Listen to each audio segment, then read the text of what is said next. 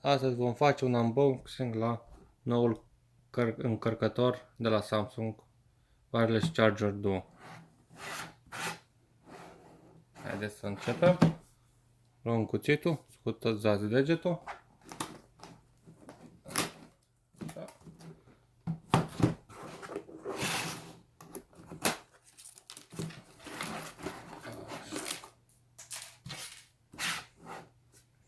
Deci, după cum se poate observa, se poate încărca până la 2 telefoane, un telefon și un ceas și este compatibil cu produsele QA Certified.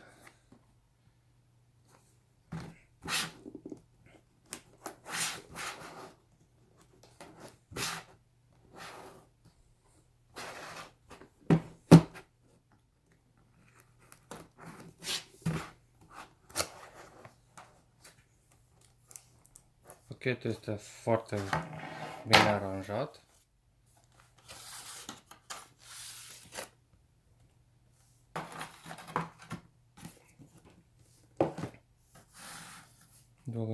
Este fast charge.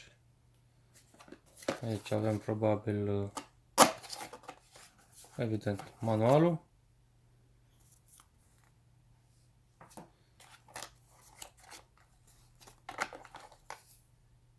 Cablu este USB tip C. Încărcătorul este foarte mare.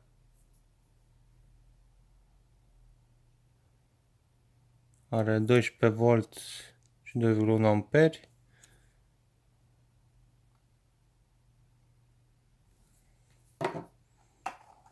Și înăuntru atât. Și aici avem standul.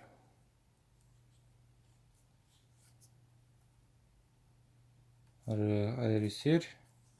Este un pic greu în partea telefonului.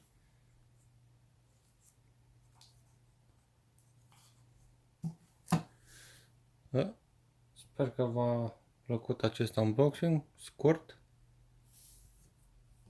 Până data viitoare, nu uitați să dați un like și un subscribe dacă v-a plăcut. Salut!